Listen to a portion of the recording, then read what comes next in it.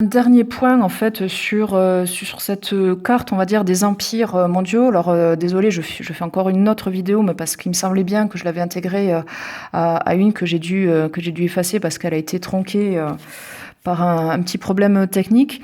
Donc je reviens là-dessus, juste pour vous montrer. Alors bien évidemment, elle n'est pas à savoir, cette carte, hein, et je ne vous donne et je ne limite le cours qu'aux empires britanniques et français. Ça me paraît suffisant, on va dire, pour la quatrième. Mais je veux quand même que vous l'ayez visionnée au moins une fois, cette carte, que vous allez de toute façon retrouver de façon indirecte l'année prochaine en troisième. Repérer, donc essayez de suivre ma souris, repérer du coup, notamment pour l'Afrique, qu'elle est complètement en fait acquise par des puissances européennes, avec bien évidemment majoritairement les deux puissances rivales que sont les Anglais en rouge et les Français en bleu.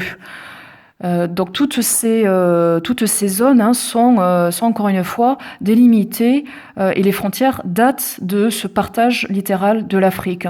Et donc on a finalement passé notre temps à coloniser des territoires, hein, nous Européens.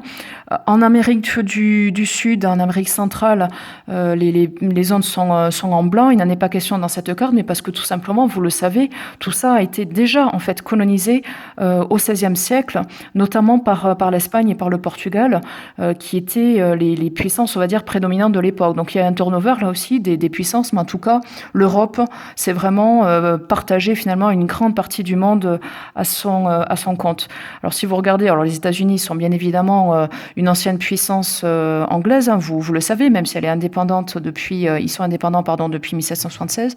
Le Canada aussi, alors la présence des Anglais au Canada remonte à longtemps. 18e à peu près, 16e, 17e, 18e. Les Français d'ailleurs sont également présents, notamment pour le commerce des fourrures ici, dans cette partie-là qui s'appelle le Québec. Et le Canada, en fait, va prendre son indépendance en 1867, donc en tout cas dans la deuxième moitié du 19e. Pareil pour les Indes, et on parle d'Inde au pluriel, d'empire des Indes. À l'époque, en fait, c'est un immense empire, hein, comme vous pouvez le voir, où la France a quand même l'autorisation d'avoir installé quelques comptoirs. Et c'est un empire en fait qui va acquérir son indépendance en 1947. Il y a un personnage d'ailleurs qui est associé à l'Inde, c'est Gandhi. Donc ça vous le verrez avec les marches non violentes et le mouvement de décolonisation pacifique dont il est à l'origine. Et cet immense territoire en fait va être partagé entre trois pays désormais actuels: le Pakistan ici, l'Inde au milieu et le Bangladesh à l'est. Voilà.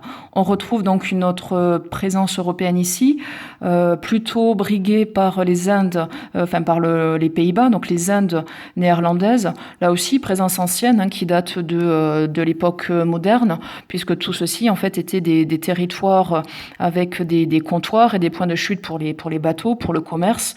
Ce qui intéressait les Pays-Bas dans cette partie du monde, c'était les épices. Voilà, donc là, c'est une présence ancienne et c'est à la fois, en fait, cette carte, c'est à la fois l'héritage des siècles passés et puis de nouvelles conquêtes.